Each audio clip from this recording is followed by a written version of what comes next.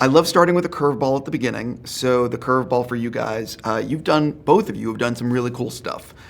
Besides this movie, which we're going to get into, if someone has never seen anything you've done, what is the first thing you'd like them watching and why? The first thing you'd like them watching and why? Oh God, that's good, Steve. You did it. You really did it. And why? Swing. Wow, that's not even a curveball. That's like crazy. You pitched a perfect game on that one. I would just blast it into another dimension. Right.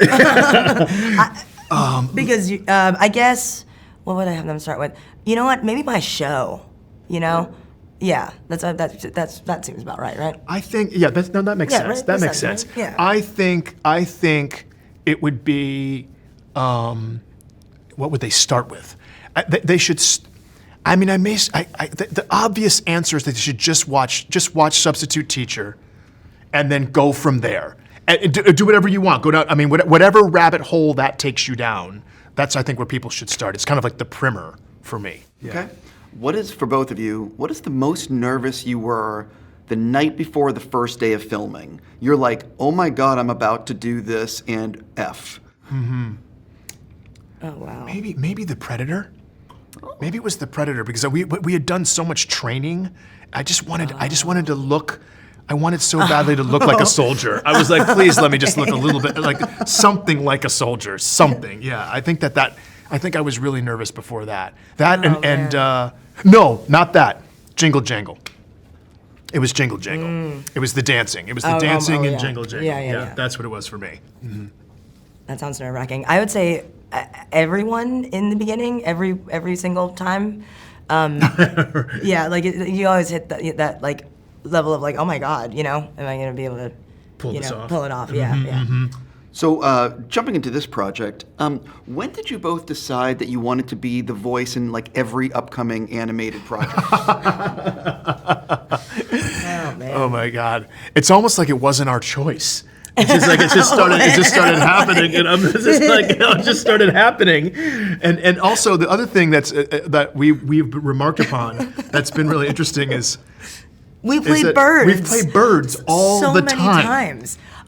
Almost You've played 5 birds, and I have played 4 birds. It took me a while. I had to count them down, and then I counted them down. I've played 4 birds. And it's not like the best way to open up, for me personally, my Tinder profile. You know what I mean? Right. It's not like the best opener. You know, I want Buffalo Wild Wings of all places. You know.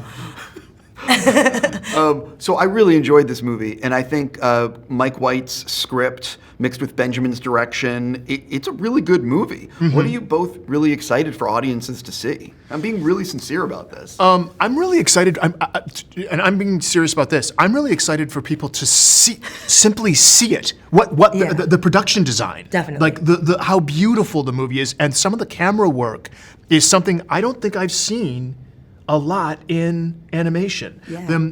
Like especially in the city scenes when they're in the cities, and how the camera zips around and goes around buildings and leaves the birds and comes back to the birds. The camera work's really great.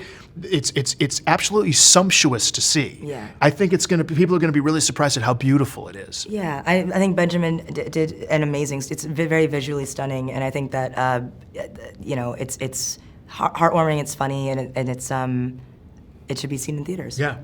I completely agree. One of the things, this is going to sound, I hope I word this right, what I really liked, I think, is that there were just no dumb jokes.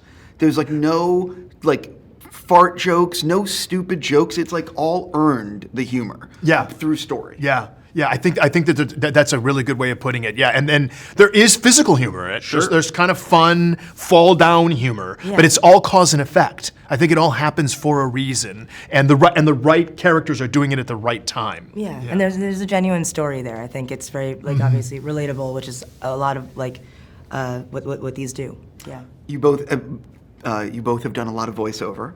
What is it like? How do you sort of get ready the night before, the morning you're going into the booth?